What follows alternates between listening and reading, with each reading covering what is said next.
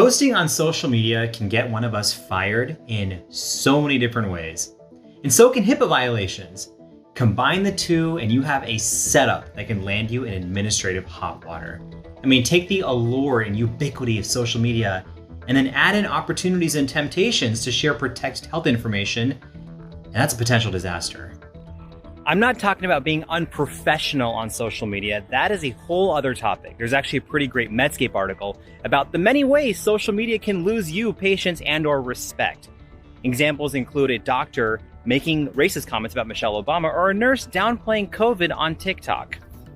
I'm talking about HIPAA violations. Now, there are some egregious examples like publicly shaming a patient on social media or sharing protected information in a private group. And it's never really private on the internet. If your hospital wants to find something out, they can if they look hard enough. HIPAA violations are serious. There's no denying that. I mean, you could wind up with slap on the wrist, be placed on administrative leave, or criminal charges or huge fines, depending on the violation. You're probably like, oh, that's dumb. This is common sense. But don't just shake your head right away, because there are actually a lot of inadvertent yet well-intentioned HIPAA violations out there on social media. I myself have been tempted to make public service announcements about certain patients I've seen who weren't vaccinated, weren't wearing a helmet, a seatbelt, or continued to vape when they had lung disease.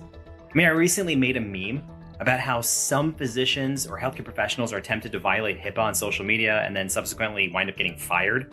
And the messages I got in response to this meme inspired me to make this video because they showed me just how many people truly did not understand the scope of protected health information.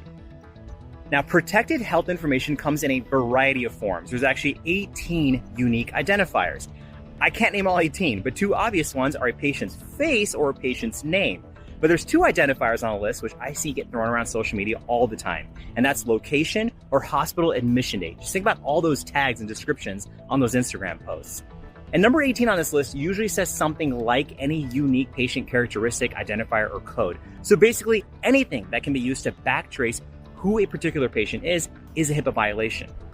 Now, in reading through the responses I got from the meme, I read about a lot of HIPAA violations where the poster didn't actually know they did anything wrong. There are some pretty famous examples you may know about, such as a medical technician who was fired after commenting on a Facebook article about a woman who died in a car crash. She commented, "should have worn a seatbelt."